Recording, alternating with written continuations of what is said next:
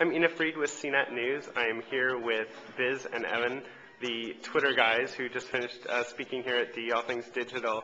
You know, a lot of the talk obviously centered on the question of business models, and obviously you get that a lot. What is your reaction to that, and why, you know, as entrepreneurs, why are you so little focused on the dollars at this point? I wouldn't say we're not focused on the dollars. We're trying to take a really long-term perspective about how we build a valuable and large company that takes time, and we only have so many resources, and there's so much we have to do that it's just a timing thing, really.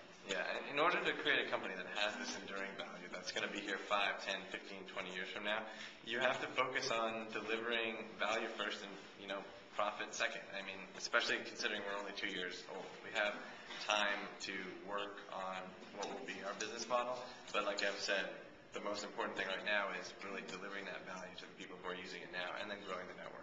Roger McNamee, the venture capitalist, in one of the questions kind of challenged you guys, saying you guys are around 45 people now, that you really need to be much bigger.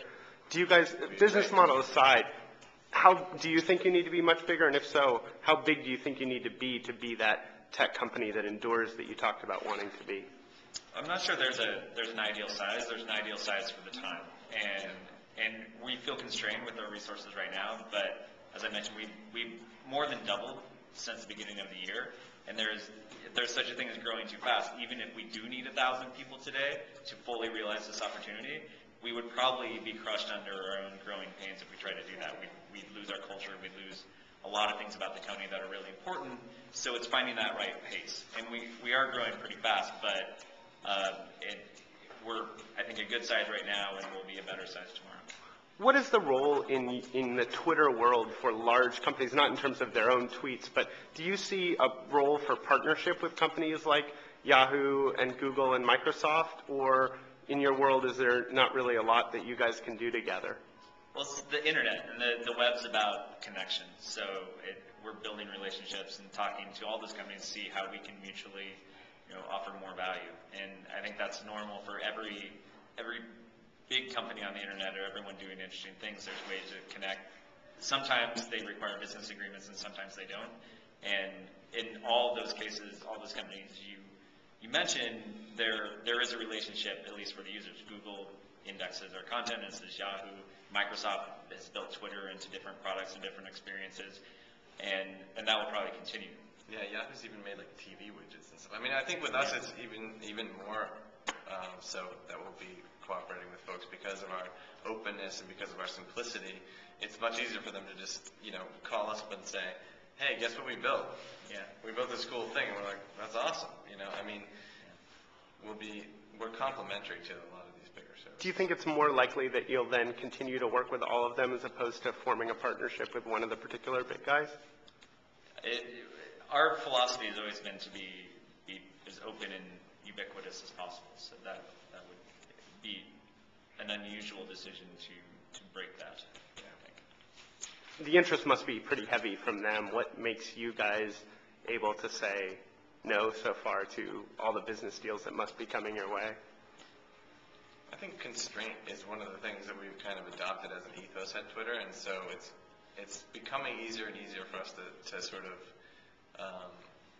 you know, to try to boil things down to the essence and say, what are we really trying to achieve right now, and does this particular opportunity make sense at this particular time? That's not to say that it wouldn't make sense a little bit later or something like that. So I mean, I think we're, like I've said, we have so many people working for us. It's pretty easy to make a decision about whether or not to do a project that says, like, okay, this project's going to take 20 people. Okay, we can't do that project. You know what I mean? So some of these decisions are kind of made for us at this point. It's been kind of a whirlwind, and you talked about that on stage. What's been the most surprising things? If the you of 2 or 3 years ago got a glimpse of what's going on now, what do you think would most surprise the earlier you? Being on D. Opening night. This is surprising. Every day there's a new surprise, yeah. Whether it's a new application or use of Twitter that we would have never anticipated. The people who are interested and want to build things with Twitter, whether it's big companies or people in Hollywood or celebrities using Twitter. And as well as just the intense interest from the developers and the awesome things that they build every day.